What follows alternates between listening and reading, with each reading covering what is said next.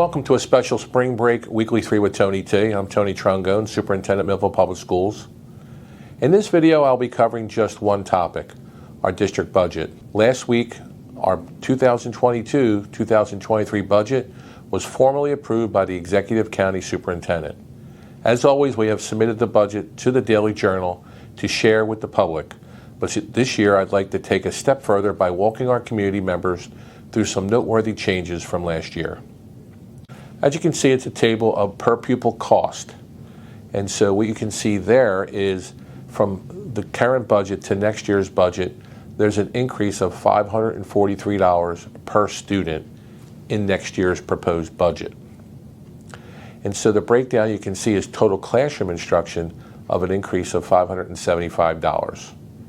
And why is that? It's broken down into subsets for total classroom instruction. First, you'll see salaries and benefits of an increase of $263. And the biggest increase there is from we're increasing positions at the middle school. Of course, we're changing the schedule to teams, as well as class size at the elementary level. And the next is classroom general supplies, and that's textbooks. And you can see an increase there because of we have a completely new language arts program in grades K to 5. In classroom purchase services and other, you see an increase of $130 because we're expanding the Thunderbolt program. As you can see, there was a decrease of $105 per student in total support services, and the reason being is because we funded those positions with federal funds and not from the general budget. In total administrative costs, it went down $11, but administrative costs also include computers, copiers, phones, as well as administrator salaries. But broken down, a subset of total administrative costs is administration salaries and benefits, and that went down $15 per student because we had a reduction of one administrator.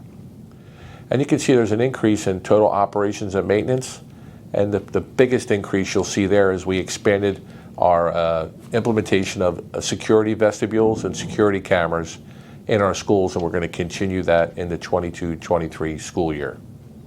I hope looking at the budget in this form is an easier interpretation of what I mentioned earlier, where the money's going, which is primarily in the classroom, whether it be for more teachers or more curricular resources, but also towards vestibules and security cameras.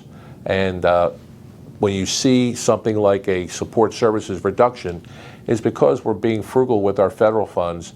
And again, that we have those federal funds for 2 more years, and we'll be making an adjustment on that and making sure that we continue to provide our students with a first-class education.